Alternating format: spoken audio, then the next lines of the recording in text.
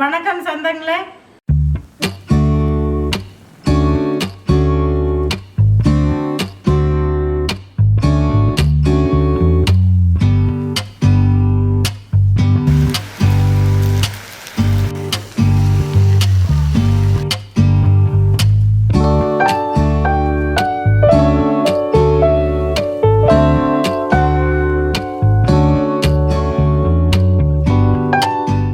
என்ன செய்ய போகிறோன்னா சொரா புட்டு தான் செய்ய போகிறோங்க. என்ன சொரா புட்டுன்னு பார்த்தீங்கன்னா வெஜ்ஜு சொரா புட்டு தான் செய்ய போகிறோம். சொரா புட்டுக்கு தேவையான பொருள் பார்க்கலாங்க. மீன் மேக்கர் 150 எடுத்து சுடுதண்ணியில் நல்லா ஊற வச்சுங்க. பசு தண்ணி ஊற்றி நல்லா புழிஞ்சு எடுத்துகிட்டு பழசு மூடு விட்டு அரைச்சிருக்கிறேங்க. சின்ன வெங்காயம் 150ங்க. வரமிளகாய் ஒரு 10.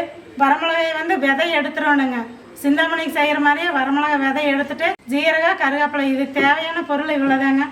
அரைச்சி வச்ச மீன் மேக்கருக்குள்ளைங்க கொஞ்சம் சால்ட் போட்டு பிணைஞ்சிக்கலாங்க.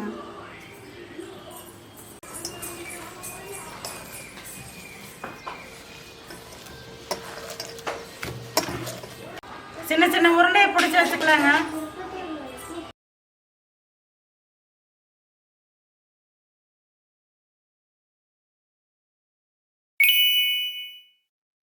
சொந்தங்களே உருண்டை பிடிச்சி வச்சுங்க. சொந்தங்களே இது தாளிக்கிறக்காக அடுப்பத்தை வச்சுக்கலாங்க.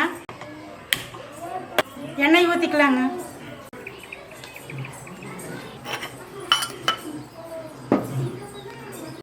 ஜீரகம் 1/2 ஸ்பூன் போட்டுக்கலாங்க. வரமிளகாய் கருவேப்பிலை போட்டுக்கலாங்க. வெங்காயம் போட்டுக்கலாங்க.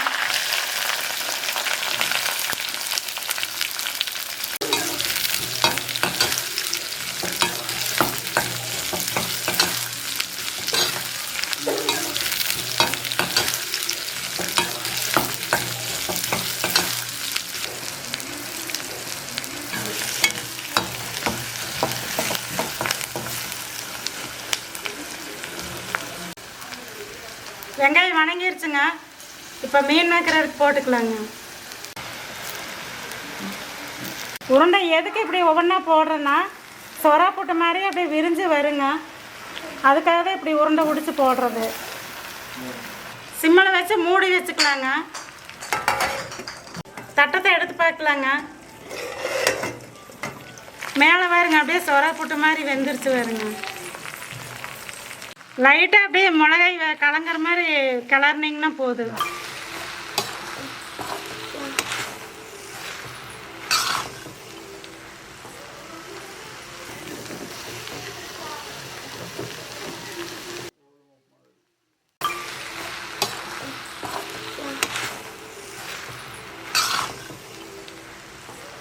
சிம்லையே இன்னொரு 3 நிமிஷம் இருக்குட்டுங்க. பார்க்கலாங்க.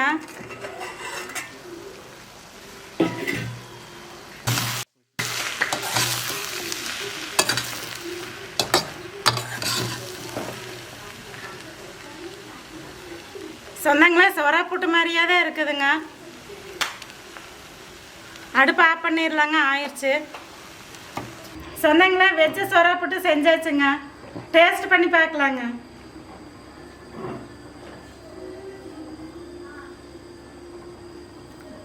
நம்ம சூப்பராக வந்திருக்குதுங்க. நல்லா வந்திருக்குது. நீங்களும் இதே மாதிரி செய்யுங்க.